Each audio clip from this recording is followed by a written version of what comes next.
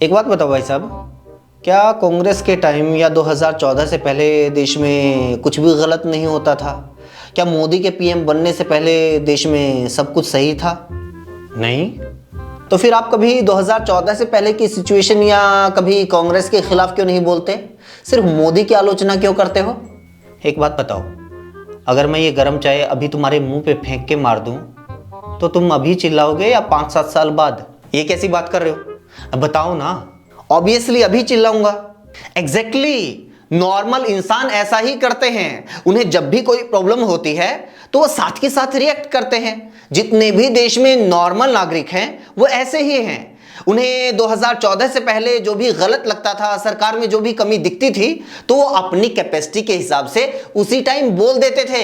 लेकिन ये तो अब पता चला है कि देश में ऐसे भी अकल के अंधे हैं जिन्हें उस जमाने की सरकारों की आलोचना करने के लिए मोदी के प्रधानमंत्री बनने का इंतजार था। लेकिन ये क्या बात हुई कि हमेशा मोदी की बुराई?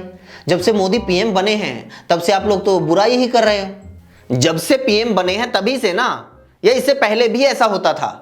नहीं, बस यही बात तुम लोगों की बुद्धि में नहीं उतर रही है। अरे जब मनमोहन जी की सरकार थी तो लोग उनसे जवाब मांगते थे। कई बार तो ऐसे ऐसे घोटालों पर भी जवाब मांगते थे जो घोटाले हुए ही नहीं। जब अटल जी की सरकार थी तो उनके खिलाफ शिकायत करते थे। जब नेहरू जी की सरकार थी तो उनसे सवाल पूछे जाते थे। बता 2014 से पहले कौन मोदी के खिलाफ आमरण अनशन करता था देश में? बता 2014 से पहले कौन मोदी से देश की महंगाई और बेरोजगारी का हिसाब मांगता था?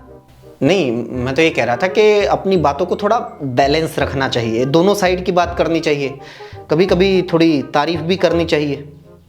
और कितनी तारीफ चाहिए भाई मोदी को?